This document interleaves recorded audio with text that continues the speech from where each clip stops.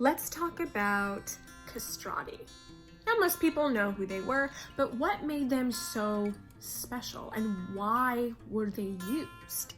Hundreds of years ago, a couple popes banned women from singing in church and also singing on stage completely. Now, so many operas used sopranos, so they had to figure out something pretty quick.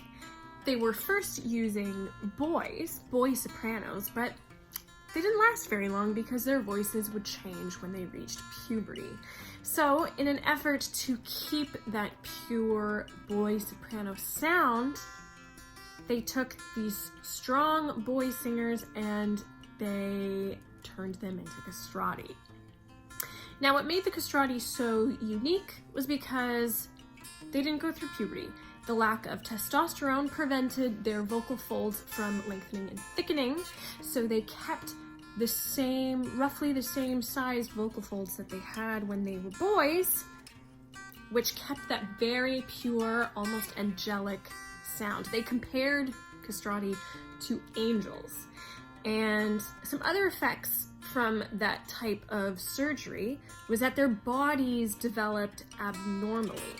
So a lot of them, if you look at paintings of castrati, they're very broad and barrel-chested, which a lot of people think led to their ability to sustain notes for really long periods of time.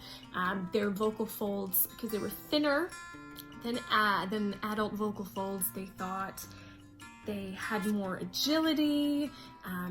There's that legend of Farinelli always dueling with a trumpet, and that they had these amazing, they could do these amazing runs and trills and vocal acrobatics. And a lot of the Baroque pieces of the time, if you listen to them, there's so many runs, there's so much going on because they were written for castrati. So yes, while they had these unique voices, these unique bodies, they were also lived and breathed music. That's what they did all day, every day. Their lives were devoted to singing. So they were studying every single day. They were singing every single day. So that amount of training is also completely different than any singers today, because it was all that they could do.